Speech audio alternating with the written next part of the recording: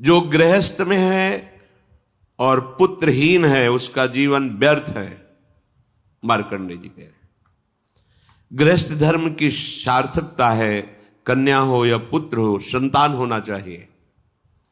यदि नहीं तो फिर वैराग्य भावना लेकर के दोनों भजन करो, संस्कार लो, गृहस्थ धर्म का त्याग करके वानप्रस्थ या संन्यास वैष्णव जो भी भावना बने भगवत मार्ग का अनुसरण करो, काम बन जाएगा।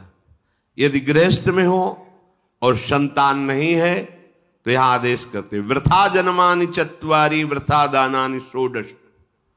वृथा जन्म अपुत्रस्य ये च धर्म बहिष्कृताः, उसका जीवन धिक्कार बेकार जिसके गृहस्थ धर्म में संतान न हो। संतान का तात्पर्य केवल बेटा ही नहीं है, बेटा और बेटी दोनों समान हैं। ये जो निकृष्ट भाव बैठा हुआ है, बेटी हुई उदास हो गए, लड़का हुआ थाली बजाओ घंटा बजाओ, जिससे बहुत बड़ा, बिल्कुल ठीक नहीं है। ये बेटा होता किससे है? बेटी से ही होता है। तुम किससे हुए हो? किसी मां से हुए हो। वो क्या थी? किसी की बेटी ही थी। कैसी मूर्खता छा गई है, गर्भस्थ बेटी की कोई परवाह न करके उसको, ये क्या है? कितने राक्षस वृत्ति में आ गए हैं हमारी। राक्षस भी अपने बच्चों को नहीं खाते। कितनी राक्षसी बुद्धि। हम सुंदर दिखना चाहते हैं, समाज में सम्मान पाना चाहते हैं, और पाप कर्म कैसा? बेटी है गर्भ में, हत्या करा दो, नहीं चाहिए। बेटा कहां से पैदा होगा? वो किसी की बेटी से ही तो पैदा हो रहा है। कैसी मूढ़ता छा जाती है। वैसे भी शास्त्र में स्त्री हत्या करना बहुत बड़ा महापाप कहा गया है। फिर भ्रूण हत्या, गर्भ हत्या, गर्भस्थ शिशु की, उसमें भी कन्या, सर्वनाश। इसके बाद फिर रोते हैं हमने कौन सा पाप किया, भगवान ने हमारा पुत्र छीन लिया।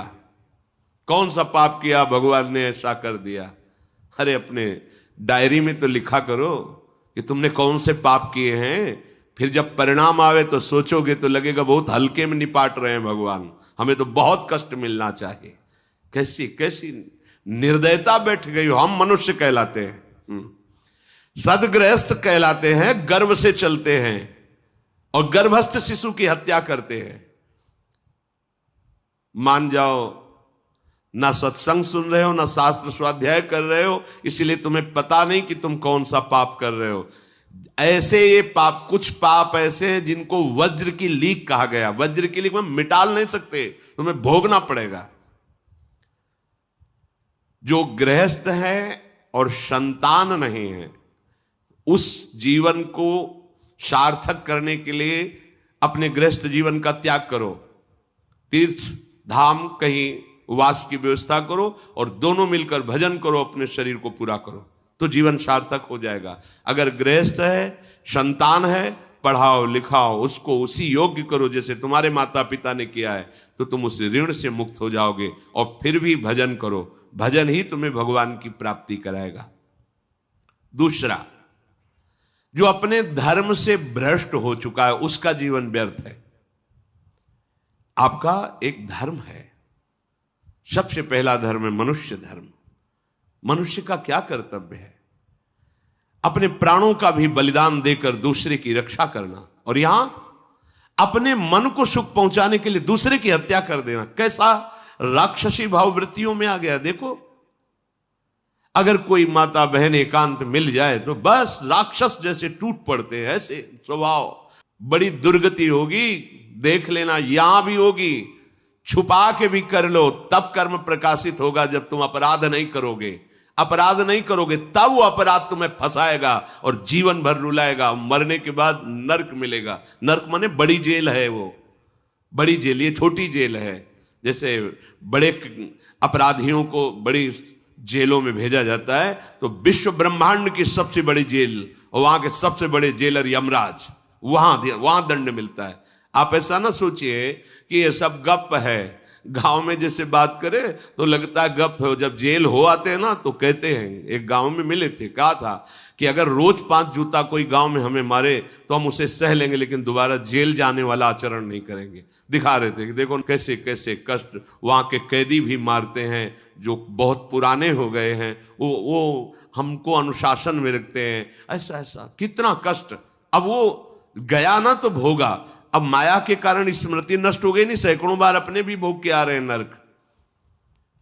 दूसरे उसका जीवन नष्ट है जो धर्म का त्याग कर चुका है। तुम पिता माता से प्रकट हुए, तुम्हारा धर्म है माता पिता की सेवा करना। वयोवृद्ध बेचारे माता पिता उठने बैठने में असमर्थ हैं, आप पैसे कमाने के लिए अपनी बहुली निकल गए, अब वो कष्ट भोग रहे हैं, ना उनको देखना है ना उनकी व्यवस्था करना है, मरने दो तो ठीक है। तुम्हें जब परिणाम आएगा तब तुम भी तो बनोगे ना वृद्ध, तब तुम्हें पता चलेगा। अवश्य में भोक्तव्यम कृतम कर्म शुभाशु। होश में माता पिता सबसे पहले भगवान हैं यदि आप गृहस्थ हैं तो। अगर आप बाल्यावस्था से भगवान के मार्ग का अनुसरण कर रहे हैं तो फिर भगवान प्रणत कुटुंब पाल रघुराई, भगवान व्यवस्था कर देते हैं। वैराग्य मार्ग में लौटकर पीछे नहीं देखा जाता। हमारे भगवान के अवतार मानेंगे महाप्रभु चैतन्य देव, नवयुति विष्णु प्रिया जी माता सची छोड़ के चल दिए। आद्य गुरु भगवान शंकराचार्य भगवान के अवतार मां केवल छोड़ के चल दिया। भगवान के मार्ग में यदि ऐसे चले तो भगवान संभाल लेते हो, परम पद मिलता है 21 पीढ़ियों को। मां तो बिल्कुल नजदीक है, 21 पीढ़ियों को भगवत प्राप्ति हो जाती है। और शब्द है प्रणत कुटुंब पाल रघुराई, भगवान स्वयं उसके परिवार का पोषण करते हैं। पर यदि गृहस्थ धर्म में हो और अपने माता पिता का त्याग कर दिया, उनकी सेवा नहीं करते हो, दुख भोग रहे, तो नरक यंत्रणा मिलेगी और जीते जी तुम उन्नति को प्राप्त नहीं हो सकते। तुम्हें भले उन्नति दिखाई देती हो, बाद में परिणाम देख लेना आप। तीसरा, जो दूसरों के भोजन छीनने की चेष्टा में रहता है, कैसे इसका धन अपहरण कर लें, कैसी जमीन अपहरण कर लें, कैसे इसकी अव्यवस्था पैदा कर दें इसके जीवन में, जो केवल अपने ही सुख को देखता है उसकी दुर्गति होती है। तीसरा, उसका जीवन व्यर्थ है। जो दूसरों के सुख का अपहरण करके सुखी होना चाहता है, सदैव केवल अपने सुख में डूबना, सोचना कैसे मैं सुखी हो जाऊं, अधर्माचरण करूं, छीन लूं, क्या करूं, कैसे करूं, उसका जीवन व्यर्थ है। और चौथा, जो आए हुए साधु महात्मा अतिथि का अनादर कर देता है, अपमान कर देता है, सारे सुकृत नष्ट हो जाते हैं। ये 4 का जीवन बिल्कुल व्यर्थ हो जाता है।